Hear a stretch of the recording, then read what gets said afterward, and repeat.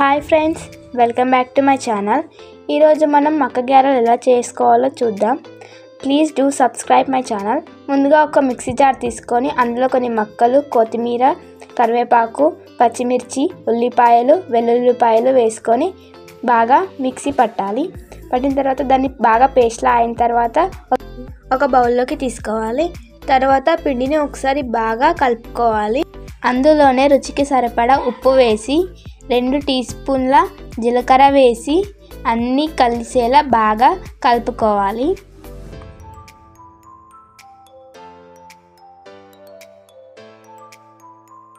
ఇప్పుడు కడాయిలో డీప్ ఫ్రైకి సరిపడా ఆయిల్ వేసుకోవాలి. చేతిని తడి చేసుకొని ముందుగా రెడీ చేసిన పిండిని కొంచెం కొంచెంగా తీసుకొని గారెల్లా చేసి వేడెక్కిన నూనెలో వేసుకోవాలి.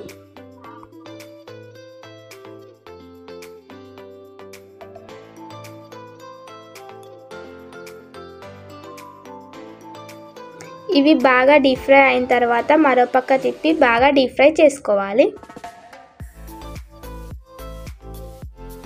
ఇవి గోల్డెన్ బ్రౌన్ కలర్లోకి వచ్చాక ఒక బౌల్లోకి తీసుకోవాలి. ఇలాగే మిగతా గారెలన్నిటినీ కూడా చేసుకోవాలి.